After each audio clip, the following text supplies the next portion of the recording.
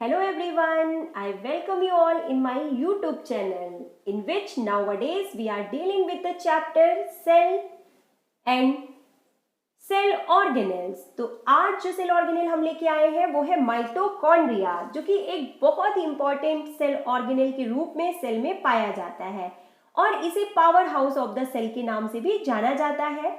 तो क्या है ये सेल ऑर्गेनेल, इसका स्ट्रक्चर कैसा होता है और फिर इसका मेन फंक्शन क्या होता है, इसे power house of the cell क्यों कहते हैं, एटीपी क्या होता है, एटीपी का फुल फॉर्म क्या है, करेंसी ऑफ द सेल और एरोबिक रेस्पिरेशन या क्रेब्स साइकिल में माइटोकॉन्ड्रिया क्या रोल प्ले करता है और साथ ही साथ इसे सेमी ऑटोनॉमस सेल ऑर्गेनेल के रूप में क्यों जाना जाता है। ये वो सभी मोस्ट इंपॉर्टेंट क्वेश्चंस हैं जो कि आपके लिए बहुत ही इंपॉर्टेंट है, आपको जानना बहुत ही जरूरी है और इन सभी क्वेश्चंस के आंसर्स को लेके आज हम आ गए हैं इस वीडियो में।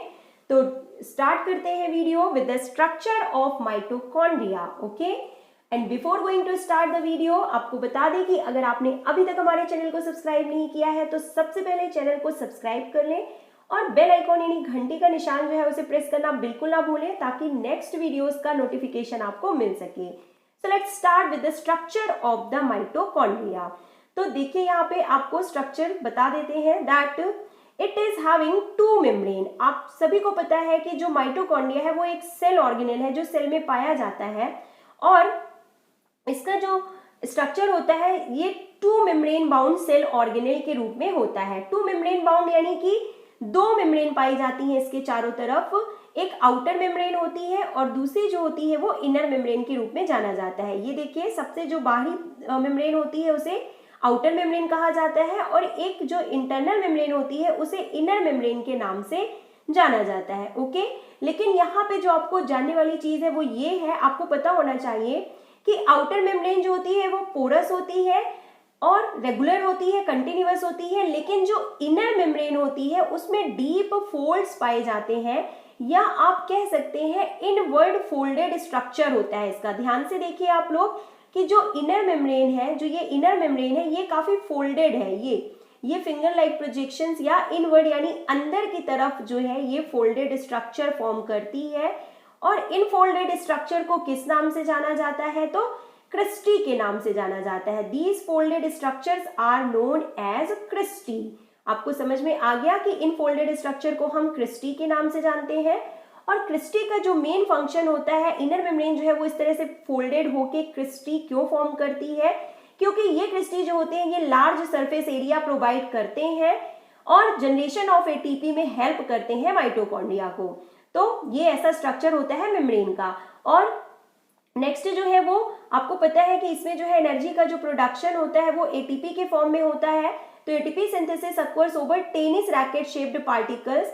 यहाँ पे जो टेनिस रैकेट शेप्ड पार्टिकल्स पाए जाते हैं इसके मैट्रिक्स में, आपको ऑक्सीजोम्स के बारे में बताने से पहले बता देते हैं कि ये जो पूरा जो इनसाइड जो है ये मैट्रिक्स इसमें भरा होता है और इसमें ही कुछ दाने जैसे या पार्टिकल्स के जैसे जो है स्ट्रक्चर यहाँ पे प्रेजेंट होते हैं जिनको ऑक्सीजोम्स के नाम से जाना जाता है। इन्हें क्या बोला जाता है, ऑक्सीजोम्स। ओके, ये ऑक्सीजोम्स या एलिमेंट्री पार्टिकल्स कहलाते हैं और इन्हें F1 पार्टिकल या F0 पार्टिकल्स भी कहते हैं और यही वो पार्ट होता है जहां पे एटीपी का प्रोडक्शन होता है। ओके, एटीपी के बारे में हम आपको भी डिटेल में बता रहे हैं। ओके, तो अंडरस्टूड कि इसका स्ट्रक्चर कैसा होता है।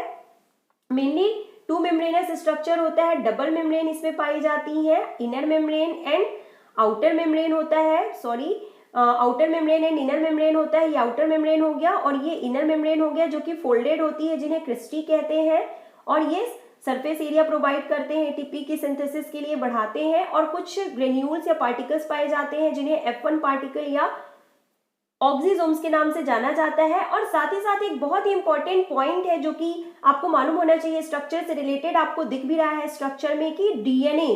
माइटोकॉन्ड्रिया वो सेल ऑर्गेनेल्स होते हैं जिनमें खुद का डीएनए होता है और साथ ही साथ राइबोसोम्स भी प्रेजेंट होते हैं। ये देखिए यहाँ पे आपको दिख रहा है कि इसमें डीएनए भी पाया जाता है और सेल्फ राइबोसोम्स भी इनमें पाए जाते हैं।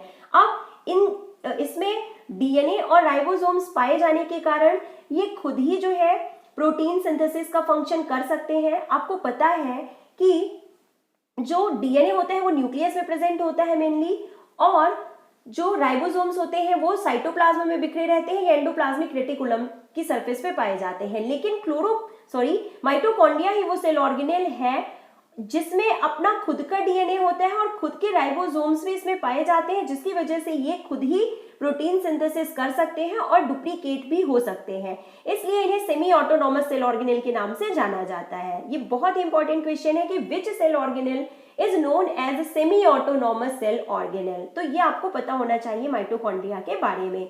अब हमने शुरू में ही आपको बता दिया था कि the mitochondria is called the power house of the cell. सभी को पता है कि इसे power house of the cell कहते हैं। तो ऐसा क्यों होता है, क्यों कहा जाता है, इसे ध्यान से देखिए। आपको बहुत ही सिंपल वर्ड्स में बहुत ही आसान तरीकों से समझा देते हैं, क्योंकि it provides energy to cell in the form of ATP, यानी यह सेल को एटीपी यानी एडिनोसिन ट्राइफॉस्फेट के रूप में एनर्जी प्रोवाइड करता है या जनरेट करता है एनर्जी सेल के लिए, इसलिए इसे power house of the cell के नाम से जाना जाता है। अब देखिए, आपको पता है, आपने छोटी सी क्लासेस से ये पढ़ा है कि जो कार्बोहाइड्रेट और फैट्स होते हैं वो एनर्जी गिविंग फूड होते हैं। ओके, तो जब भी ये कार्बोहाइड्रेट और फैट्स जो होते हैं इनका डाइजेशन हो जाता है स्मॉल इंटेस्टाइन में, तो उसके बाद क्या होता है, सेलुलर रेस्पिरेशन की प्रोसेस के थ्रू ये कार्बोहाइड्रेट यानी ये जो रिएक्टेंट है, ये कार्बोहाइड्रेट जो है, ये ऑक्सीजन की प्रेजेंस में, ध्यान से देखिए, जो ग्लूकोज है या कार्बोहाइड्रेट है वो ऑक्सीजन की प्रेजेंस में किसमें कन्वर्ट कर दिए जाते हैं, कार्बन डाइऑक्साइड और वाटर में, और साथ ही साथ रिलीज होती है लॉट ऑफ एनर्जी एटीपी के फॉर्म में, जो कि स्टोर हो जाती है। जो एनर्जी की जरूरत होती है वो यूज कर ली जाती है और जिसकी जरूरत नहीं होती है, एक्स्ट्रा एनर्जी जो होती है वो एटीपी के फॉर्म में स्टोर कर दी जाती है। ओके, तो ये बेसिक प्रोसेस होती है सेलुलर रेस्पिरेशन की, जो कि माइटोकॉन्ड्रिया में होती है, इसीलिए इसे power house of the cell कहते हैं, जिसके थ्रू एटीपी यहाँ पे जनरेट हो रही है। तो समझ में आ गया आपको कि सेलुलर रेस्पिरेशन मींस, आपने छोटी क्लासेस में पढ़ा है 7th 8th में, कि क्या होता है कि इनहेलिंग यानी कि हम इनहेलेशन के थ्रू ऑक्सीजन गैस लेते हैं और एक्सहेलेशन के थ्रू कार्बन डाइऑक्साइड रिमूव करते हैं, ये ब्रीदिंग प्रोसेस कहलाती है। पर जब इसी ऑक्सीजन का, जो ऑक्सीजन हमने इनहेलेशन के थ्रू ली है, उस ऑक्सीजन का यूज कार्बोहाइड्रेट मॉलिक्यूल्स को ब्रेक डाउन करने में होता है, दिख रहा है आपको कि जो ग्लूकोज है वो ऑक्सीजन की प्रेजेंस में ब्रेक डाउन हो रहा है या टूट रहा है कार्बन डाइऑक्साइड और वाटर में, और एटीपी यहाँ पे एनर्जी जो है वो प्रोड्यूस हो रही है, जनरेट हो रही है। तो इस प्रोसेस को हम सेलुलर रेस्पिरेशन के नाम से जानते हैं। ओके, तो इसलिए जो है माइटोकॉन्ड्रिया को power house of the cell कहते हैं। अब आपको बहुत ही इंपॉर्टेंट एक फैक्ट जो है या एक इंपॉर्टेंट पॉइंट है वो बता देते हैं power house of the cell के बारे में, कि ये जो पूरी प्रोसेस होती है सेलुलर रेस्पिरेशन की या एनर्जी प्रोडक्शन की, वो 2 स्टेप में कंप्लीट होती है। पहला ग्लाइकोलिसिस और दूसरा क्रेब्स साइकिल, जिसके बारे में हम अभी डिटेल से डिस्कस करेंगे। ओके, तो ATP is also known as energy currency of the cell, ये भी पॉइंट बता देते हैं आपको। हमने अभी बताया कि जो भी यहाँ पे एनर्जी प्रोड्यूस हो रही है उसका इमीडिएटली यूज हो जाता है वेरियस एक्टिविटीज के लिए, जो बायोकेमिकल रिएक्शंस जो बॉडी के अंदर चल रही हैं उनकी परफॉर्मेंस के लिए, उनको परफॉर्म करने के लिए, शरीर के अंदर या शरीर के बाहर, मीन्स जो डेली एक्टिविटीज करते हैं हम, तो उन सब में जो एनर्जी का यूज हो जाता है। लेकिन जो एक्स्ट्रा एनर्जी होती है वो एटीपी के फॉर्म में यानी एडिनोसिन ट्राइफॉस्फेट के फॉर्म में स्टोर हो जाती है, और जब भी जिन भी रिएक्शंस में इनकी जरूरत होती है तो यूज की जाती है। तो इसलिए जो है एटीपी को energy currency of the cell के नाम से भी जाना जाता है। अब हमने आपको अभी बताया कि जो एनर्जी प्रोडक्शन की प्रोसेस होती है वो 2 स्टेप्स में होती है। जो मेन फंक्शन होता है वो एरोबिक रेस्पिरेशन होता है माइटोकॉन्ड्रिया का, जो कि क्रेब्स साइकिल के नाम से जाना जाता है। तो वो कैसे होता है वो हम आपको बता देते हैं, ध्यान से देखिए। यहाँ पे पहला स्टेप जो होता है वो है ग्लाइकोलिसिस, जो अभी हमने आपको बताया है कि जो ग्लूकोज है वो ऑक्सीजन की प्रेजेंस में CO2 और H2O में टूट रहा है। तो वो कैसे होता है, देखिए, सबसे पहले जो ग्लाइकोलिसिस की प्रोसेस होती है वो साइटोप्लाज्म में हो रही है। ध्यान से देखिए, ग्लूकोज जो है वो 6 कार्बन शुगर या कार्बोहाइड्रेट है, जो कि ग्लाइकोलिसिस प्रोसेस के थ्रू और साइटोप्लाज्म में, ये देखिए ध्यान से आप, कहाँ पे, साइटोप्लाज्म में, ये पाइरुवेट में कन्वर्ट हो रहा है। ये ब्लू इन कलर जो है ये पाइरुवेट को बताया गया है यहाँ पे। तो ये पाइरुवेट यानी 2 कार्बन कंपाउंड्स में यहाँ पे कन्वर्ट हो जा रहा है। अब जो ये पाइरुवेट है, पहला स्टेप क्या हो गया, ग्लाइकोलिसिस, यानी glycolysis is the process in which 1 glucose molecule is broken down to form 2 molecules of pyruvic acid. Sorry friends, यहाँ पे हमने थोड़ा सा गलत बता दिया आपको।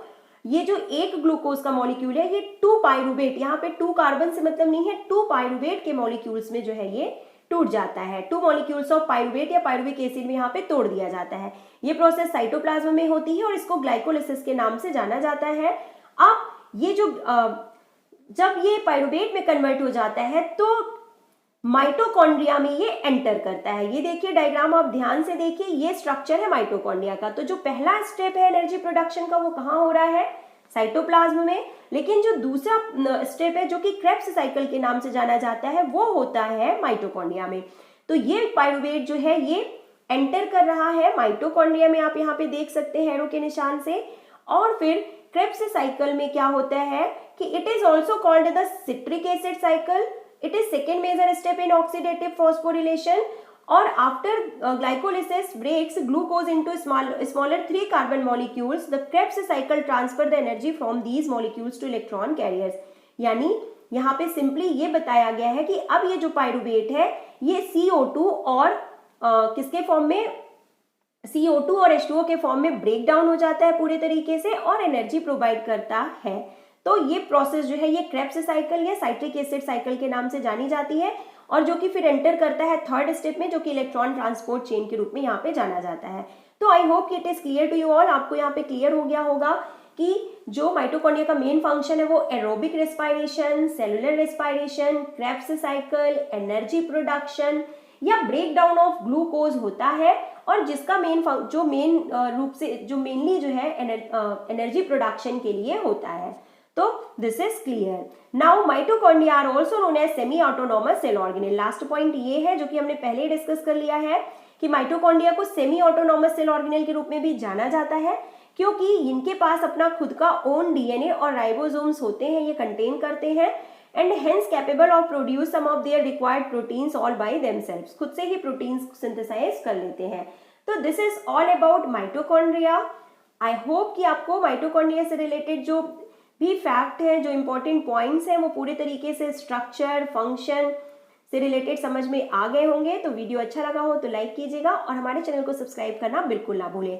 तो लास्ट में हम थोड़ा सा समराइज कर देते हैं कि माइटोकॉन्ड्रिया से रिलेटेड मोस्ट इंपॉर्टेंट क्वेश्चन सभी एग्जाम्स में क्या बनते हैं कि which cell organelle is known as power house of the cell. तो mitochondria.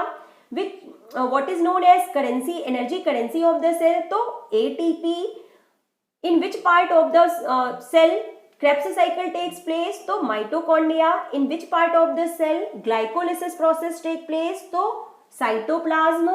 Then what is full form of ATP? Adenosine triphosphate. Name the cell organelle which is semi-autonomous. यानी कि name any one semi-autonomous cell organelle. तो वो कौन सा cell organelle होता है जो सेमी ऑटोनॉमस होता है? माइटोकॉन्ड्रिया की ही बात यहाँ पे की जा रही है। तो thanks for watching. Subscribe the channel and like the video. Let's meet you in the next video. Till then, take care. Goodbye. Have a nice day.